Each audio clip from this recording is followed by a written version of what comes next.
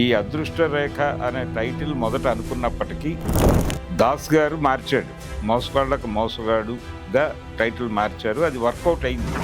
మొదట చూసినటువంటి ప్రేక్షకుడు నందమూరి తారక రామారావు గారు. బ్రిటిష్ వాళ్ళకి తమ సంపద దొరకకుండా చేయాలి అని కొన్ని సంస్థానాలు నిధులని ఒక చోటకి సమీకరించి తన తండ్రిని హత్య చేసినటువంటి వాళ్ళని వెతికి ప్రతీకారం తీర్చుకోవటం కోసం బయలుదేరతాడు. ఈ స్టోరీ లైన్ ఆరుద్ర గారు రాయటానికి ఆయన బౌండెడ్ స్క్రిప్ట్ తయారు చేసిన తర్వాతే అది తెరకెక్కింది. ఈ పద్మాలయ అనేటువంటి బ్యానర్లో వాళ్ళు మొదట తీసిన సినిమా అగ్ని పరీక్ష, గుడ్ బ్యాడ్ అగ్లీ లాంటి సినిమాలు.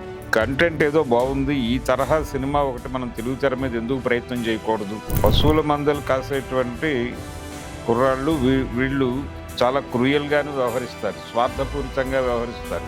పేర్లు కూడా చాలా విచిత్రంగా ఉంటాయి. బెజవాడ రంగయ్య, చిత్తూరు చెంగయ్య, ఈ టైప్లో పేర్లు పెట్టుకుంటూ కృష్ణ గారు అనుకున్నారు తన్ని తాను యాక్షన్ హీరోగా ఎలివేట్ చేసుకుని ఒక స్పెషల్ జానర్లో ఓపెన్ అయి తన కెరియర్ని ముందుకు తీసుకెళ్లాలనుకున్నాడు. దొంగల ముఠాలు వాళ్ళు ఆ నిధిని తమ వశం చేసుకోవడానికి చేసే ప్రయత్నాలు, ఒక చెట్టు ఉంటే దానికి కట్టేసి తాడుని, దానికి లారీ టైర్ని కట్టేసి ఆ టైర్లో ఈయన కెమెరా పెట్టుకుని కూర్చుని దెబ్బకుఠ దొంగల ముఠా అనే సినిమా, ఆ సినిమాని మొదటి కౌబాయ్ సినిమాగా తెలుగు ఇండస్ట్రీ నుంచి క్లైమ్ చేసుకోవాలన్నది శోభన్ బాబు గారి అభిమానుల కోరిక. కథని సన్నివేశ కల్పనని మొత్తం అలా నడిపించిన సినిమా మాత్రం మోసగాళ్ళకు మోసగాడు.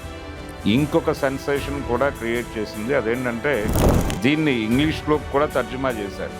భారతదేశంలోనే మొదటి కౌబాయ్గా దీనికి ఒక రికార్డు ఉంది.